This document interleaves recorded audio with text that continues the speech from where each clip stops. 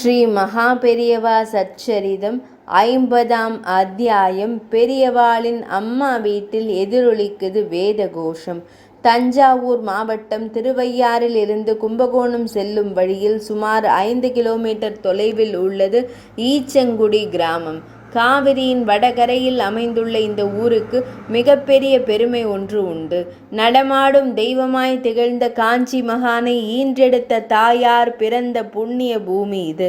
ஈச்சங்குடி நாகேஸ்வர சாஸ்திரியின் மகள் மகாலட்சுமி. வேதங்கள் அனைத்தையும் கற்றறிந்த 18 வயதான சுப்பிரமணியத்திற்கும் 7 வயது மகாலட்சுமிக்கும் திருமணம் இனிதே நடந்தேறியது. இவர்களின் இரண்டாவது புதல்வனுக்கு சுவாமிமலை ஸ்ரீ சுவாமிநாத சுவாமியை மனதுள் நினைத்து சுவாமிநாதன் என நாமகரணம் சூட்டி மகிழ்ந்தனர் பெற்றோர்.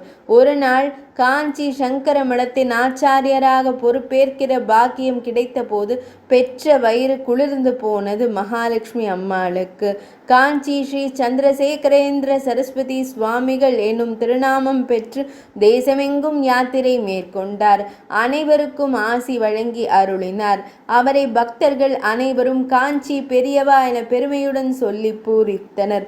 ஒருமுறை 14/6/1932 அன்று ஆந்திர மாநிலத்தின் நகரியில் முகாமிட்டிருந்தார் காஞ்சி மகான். அப்போது கும்பகோணத்தில் உள்ள அவருடைய தாயார் மகாலட்சுமி அம்மாள் சிவபதம் அடைந்து விட்டார் எனும் தகவல் சுவாமிகளுக்கு தெரிவிக்கப்பட்டது. ஆச்சாரிய கடமையை நிறைவேற்றும் வகையில் நீராடிய சுவாமிகள் அந்தணர்களுக்கு தானமளித்து தன் கடமையை செவ்வனே நிறைவேற்றினார். பெரியவாளின் மனதுள் மெல்லியதான அந்த எண்ணம் ஒரு நாள் உதித்தது. ஈச்சங்குடியில் உள்ள அவருடைய தாயார் பிறந்த இல்லத்தை வேத பாடசாலையாக்க வேண்டும். அந்த இடத்தில் எப்போதும் வேத கோஷம் முழங்கிக் கொண்டே இருக்க வேண்டும் என்று விரும்பினார் பெரியவா. காலங்கள் ஓடின. 1993ஆம் வருடம் காஞ்சி மகா பெரியவாளின் பக்தரான ஹரி பெங்களூருவிலிருந்து அவரை தரிசிப்பதற்காக வந்திருந்தார். அவரிடம் பெரியவா, ஈச்சங்குடி கச்சபுரீஸ்வரர் கோவிலுக்கு புனருத்தாரணம் பண்ணணும்னு விரும்புகிற, நல்லது பண்ணு என சொன்னதும் நெகிழ்ந்து விட்டார் அவர். அந்த கோயில் குறித்தும் ஸ்ரீ கச்சபுரீஸ்வரர் குறித்தும் ஸ்ரீ காருண்யவல்லியின் அளப்பரிய கருணை குறித்தும் விரிவாக எடுத்துரைத்த பெரியவா சிறு வயதில் அந்த கோவிலுக்கு சென்றதையும் அங்கே அமர்ந்து வேதங்கள் கற்றதையும் விவரித்தார்.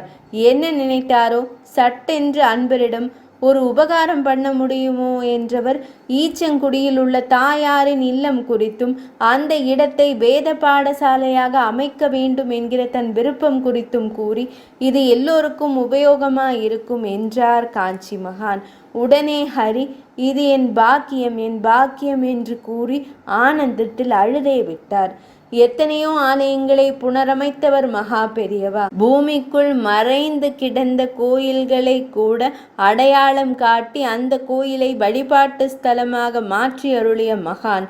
தான் சம்பந்தப்பட்ட எண்ணம் தன்னுடைய தாயார் வாழ்ந்த வீடு என்பதால் இத்தனை வருடங்களாக எவரிடமும் கூறாமல் இருந்திருக்கிறாரே என ஸ்ரீ ஜெயேந்திர சரஸ்வதி சுவாமிகளும் ஸ்ரீ விஜயேந்திரரும் வியந்து போய் பெரியவாளை பார்த்தனர். பிறகென்ன, அந்த வீடு விலைக்கு வாங்கப்பட்டது. அன்பர்களின் கூட்டு முயற்சியில் வேத பாடசாலை பணிகள் துவங்கின. புதிதாக துவங்கும் வேத பாடசாலையில் குரு பூஜை நடத்துவதற்காக பெரியவாளின் ஆசியை பெற வந்தார் அன்பர் ஹரி. அன்றைய தினம் 8/1/94, அதாவது தனது கருணை பார்வையாலும் தீர்க்க தரிசனத்தாலும் உலக மக்களை உய்வித்த அந்த நடமாடும் தெய்வம் அன்றைய தினம் சித்தி அடைய போகிறார் என்று யாருக்குதான் தெரியும்? பெரியவா அன்றைய தினம் யாருக்குமே தரிசனம் தரவில்லை. ஆழ்ந்த தியானத்திலேயே இருந்தாராம். பிரபலங்களின் வருகையும் பெரியவாளுக்கு தெரிவிக்கப்பட்டது. அதேபோல் ஈச்சங்குடியிலேருந்து ஹரி வந்திருக்கிறார் என்றும் சொல்லப்பட்டது. சட்டென்று கண்டிருந்த பெரியவா மெல்ல நிமிர்ந்தார். அருகில் வர சொன்னார். பாதுகைகளை அணிந்து கொண்டார். அன்பரை ஆசீர்வதித்தார். வேத பாடசாலை துவங்குவதற்கான பத்திரிகையை பெரியவாளிடம் காட்டினார். அதை வாங்கி படித்தவர் அதிலிருந்த தன்னுடைய பெற்றோரின் புகைப்படத்தை கண்களில் ஒற்றிக்கொண்டார். பிறகு தன்னுடைய பாதுகைகளை அன்பரிடம் தந்தார். இந்த பாதுகைகளை எடுத்துண்டு போ, ஈச்சங்குடி வேத பாடசாலையில் வை.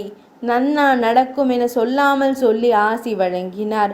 பெரியவாளின் தாயாரால் வணங்கப்பட்ட பெரியவாளின் முயற்சியால் புனருத்தாரணம் செய்யப்பட்ட ஸ்ரீ கச்சபுரீஸ்வரர் ஆலயம் அழகுற திகழ்கிறது. இவரை வணங்கினால் நிலம் மற்றும் வாஸ்து பிரச்சனைகள் யாவும் நீங்கி வீடு மனையுடன் குறையின்றி வாழ்வர் என்பது ஐதீகம். அருகில் உள்ள வேத பாடசாலைக்கு சென்று அங்கே உள்ள பெரியவாளின் பாதுகைகளை நமஸ்கரித்தால் ஞான குருவின் பேரருளும் கிடைக்கும் என்பது உறுதி. 50ஆம் அத்தியாயம் இனிதே நிறைவடைந்தது.